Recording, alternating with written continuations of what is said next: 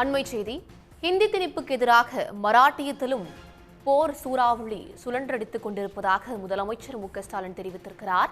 மொழி உரிமை போர் மாநில எல்லைகளை கடந்து மராட்டியத்தில் போராட்ட சூறாவளியாக சுழன்று கொண்டிருக்கிறது என்றும், பாஜக ஆட்சி செய்யும் மராட்டியத்தில் மக்கள் எழுச்சிக்கு அஞ்சி இரண்டாம் முறையாக பாஜக பின்வாங்கியிருப்பதையும் முதலமைச்சர் சுட்டிக்காட்டியிருக்கிறார். உத்தவ் தாக்கரே தலைமையில் மும்பையில் நடந்த ஹிந்தி எதிர்ப்பு பேரணி தொடர்பாக முதலமைச்சர் தன்னுடைய கருத்துக்களை பதிவிட்டிருக்கிறார். தமிழ்நாட்டு பள்ளிகளில் மூன்றாவது மொழியாக ஹிந்தியை கற்பித்தால்தான் நிதி என பாஜக அரசு கூறுகிறது. ஹிந்தி பேசாத முன்னேறிய மாநிலங்களின் மீது ஏன் ஹிந்தியை திணிக்கிறீர்கள் என உத்தவ் தாக்கரே எழுப்பிய கேள்வியையும் சுட்டிக்காட்டி முதலமைச்சர் மு.க.ஸ்டாலின் கருத்து பதிவிட்டிருக்கிறார். அண்மை செய்தியாக பார்த்து வருகிறோம்.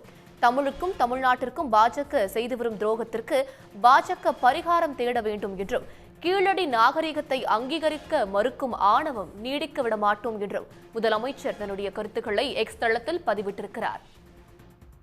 இது பற்றிய கூடுதல் தகவல்களை வழங்குவதற்காக செய்தியாளர் ஆரி செந்தில்நாதன் இணைகிறார். விவரங்களை விரிவா பதிவு செய்யுங்க. வணக்கங்க. எக்ஸ் தளத்துல முதலமைச்சர் எழுதியிருக்கிற அந்த கருத்தை நான் படிச்சேன். ஒரு மேம்போக்கான ஒரு விஷயமாக இல்லாமல் விவரமாக ஆழமாக அவர் எழுதியிருக்கிறாரு.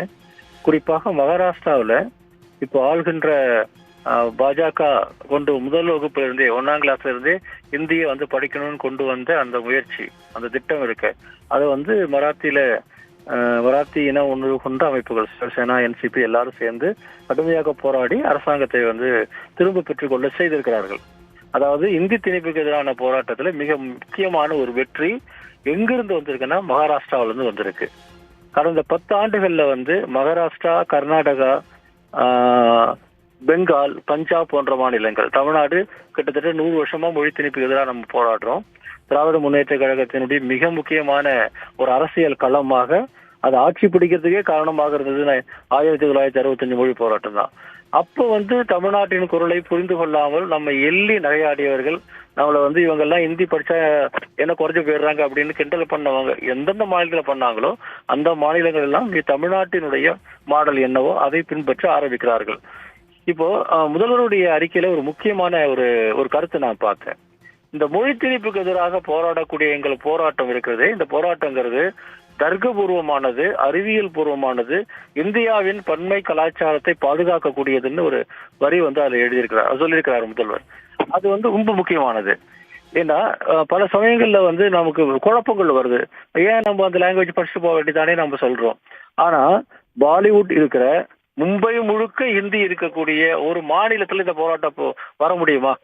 எல்லாருக்கும் ஹிந்தி தெரியும்னு சொல்லக்கூடிய ஒரு இடத்துல இந்தி திணிப்புக்கு எதிராக எப்படி போராட்டம் வருது?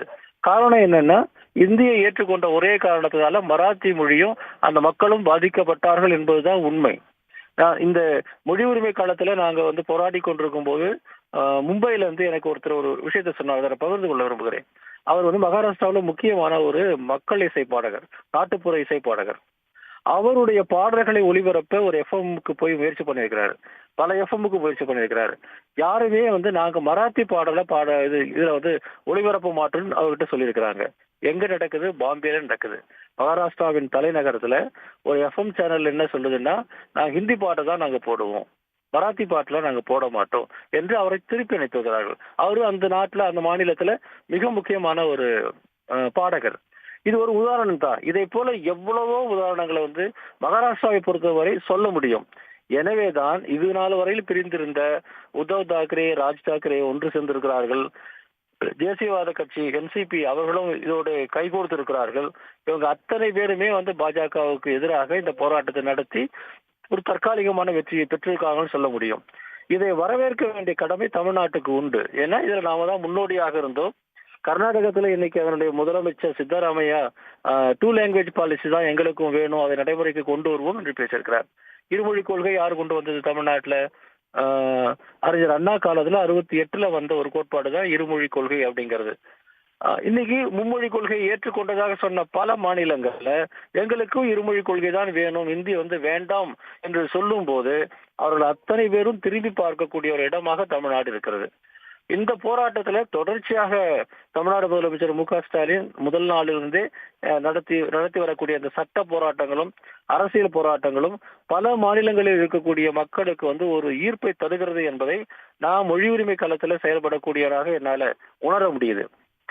அது குறிப்பாக வந்து இந்த நான் இந்தி ஸ்டேட்ஸ்னு சொல்றதுல ஒரு 5-6 மாநிலங்கள்ல அங்க மக்கள் மத்தியில இந்த ஹிந்திங்கிறது வெறும் மொழின்ற அடிப்படையில நம்ம பார்க்க முடியல, அது ஆதிக்கமாக இருக்கிறது, அது நம்ம மொழியை வந்து குழி தோண்டி புதைப்பாக இருக்கிறது என்கிற ஒரு உண்மையை வந்து அவங்க புரிந்து கொண்டிருக்கிறார்கள். இப்போ பாம்பே முழுக்க வந்து உங்களுக்கு தேவநாகரி ஸ்கிரிப்ட் இது மராத்தி இது ஹிந்தின்னு கண்டுபிடிக்கிறது கஷ்டனாலும் கூட கொஞ்சம் பார்த்தோம்னா மகாராஷ்டிராவின் தலைநகரத்தில் மராத்தி இல்லை, அல்லது மராத்தி பேச்சில் இருக்கு, எந்த அரசாங்கத்துடைய கோப்புகள்ல இருக்கலாம்.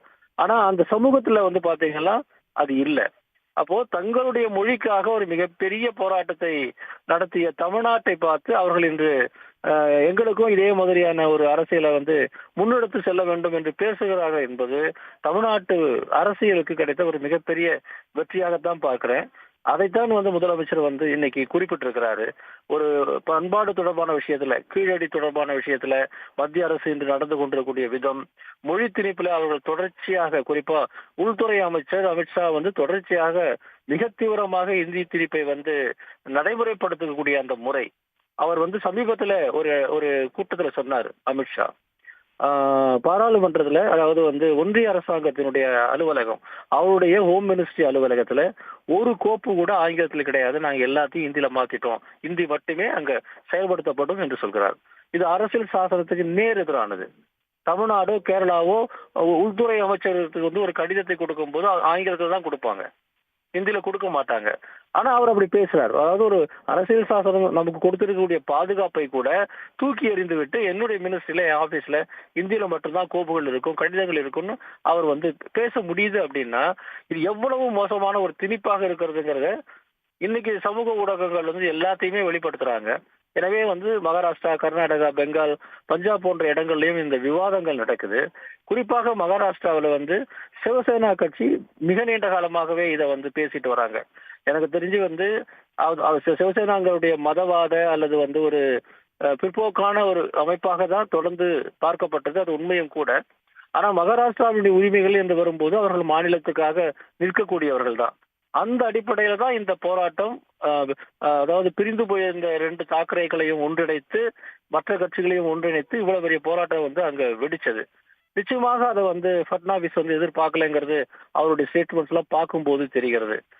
அதாவது ஒரு முதலமைச்சர், மராத்தி மக்களால் தேர்ந்தெடுக்கப்பட்ட ஒரு முதலமைச்சர் பட்னாவிஸ் வந்து 1ஆம் கிளாஸ்ல இருந்து ஹிந்தி கட்டாயம் சொல்லக்கூடிய நிலைமை இருக்கிறது. இன்னொரு பக்கம் இந்த மும்மொழி கொள்கை, தேசிய கல்விக் கொள்கை எல்லாம் மோசடி, எந்த காலத்திலும் நாங்கள் வந்து இந்தி திணிப்பை ஏற்க மாட்டோம் என்று சொல்லக்கூடிய இன்னொரு முதலமைச்சரை தமிழ்நாட்டில் பார்க்கிறோம். இந்த தமிழ்நாட்டு மாடல் வந்து சரியானது என்பதை ஏற்றுக்கொண்டு கர்நாடகத்தில் சித்தராமையா பேசுவதை நாம் பார்க்கிறோம். சமீபத்துல வந்து ஒன்றிய அரசு வெளியிட்ட NCERT புக்ஸ்ல அந்த புத்தகத்தினுடைய பெயர்கள் எல்லாமே வந்து ஹிந்தியில் இருந்தது, ஆனா ஆங்கில புத்தகங்களுக்கு. NCERT English books, text book, ஆனா தலைப்புகள் எல்லாமே வந்து ஹிந்தியில இருந்தது. அதை கண்டித்து ஒரு கல்வி அமைச்சர் வந்து ஒரு அறிவிக்கை, அன்னைக்கு ஒரு ரிப்போர்ட் வந்து கொடுத்தாரு டீட்டெயிலா. அது மட்டும் இல்லாம மீடியா ரிலேஸ் எல்லாம் பண்ணாரு. அவர் தமிழ்நாட்டில இருந்து வரலைங்க, அவர் கேரளாவில இருந்து வந்தார். கேரள கல்வி அமைச்சர் தான் ஒன்றிய அரசாங்கத்தினுடைய நடவடி போக்க கண்டிச்சு வந்து அறிக்கை விடுறாரு. அப்ப கேரளாவிலும் இந்த இந்த மொழி உரிமை உணர்வுங்கிறது வந்து அதிகரித்து வருவதை வந்து நாம பார்க்க முடியுது. ஒட்டுமொத்தமாக இந்தியா முழுக்க எல்லா நான் இந்தி ஸ்டேட்ஸ்லயும் வெவ்வேறு அளவுல வந்து இந்த மொழி திணிப்புக்கு எதிரான ஒரு சூழல் நிலவுகிறது என்பதை வந்து பாஜக மூடி மறைக்க முயற்சி செய்கிறது. ஆனா கடுமையான தோல்வி அடைவார்கள். மகாராஷ்டிராவின் அரசியலை வந்து நம்ம தொடர்ந்து எடுத்து பார்த்தோம்னு சொன்னா, இந்த மராத்திய பெருமை அப்படிங்கிற ஒரு அரசியல் வந்து அங்க ரொம்ப ரொம்ப ஆழமானது. இப்போ தமிழ்நாட்டில் நம்ம தமிழர் அப்படின்னு நம்ம பேசுவதை போலவே அவங்க வந்து மராத்தி மனூஸ் அல்லது மராத்தி அஸ்மிதா அப்படின்ற அடிப்படையில தங்களுடைய அடையாளத்தை எந்த காலத்திலையும் கைவிடுறதுக்கு அவங்க தயாராக இல்லை. எனவே இந்த போராட்டம் அப்படிங்கிறது நமக்கு மிகப்பெரிய பலம். ஒரு காலத்துல என்ன சொன்னாலும் தமிழ்நாடு தான் இந்தியை வந்து ஏத்துக்கல, மற்றவங்க எல்லாம் ஏத்துட்டாங்க, தமிழ்நாடு தான் அப்ஜெக்ட் பண்ணுது, தமிழ்நாட்டுல தான் போராட்டம் வருதுன்னு நம்ம என்ன சொன்னாலும் வந்து நம்ம ஒரு பிரிவினைவாதிகள், நாங்க மைய நீரோட்டல கலக்காம நாம் இருக்கிறோம், இதையே குற்றச்சாட்டு சொல்லிக்கிட்டே வந்தாங்க. ஆனா இன்னைக்கு கர்நாடகத்துல, மகாராஷ்டிராவில் நடக்கக்கூடிய இந்த போராட்டங்கள் அப்படிங்கிறது மொழி பிரச்சனையில இந்தி திணிப்புக்கு எதிரான போராட்டங்கிறது அனைத்து இந்திய அளவில் உருவாகி கொண்டிருக்கிறது என்பதை புரிந்து கொள்ளவும் வரவேற்கவும் நாம் நிச்சயமா செய்யணும். அந்த ஒரு பொறுப்புணர்வோடு தான் முதல்வர் எக்ஸ் இணையதளத்துல இந்த விரிவான போஸ்ட போட்டிருக்காருன்னு நினைக்கிறேன்.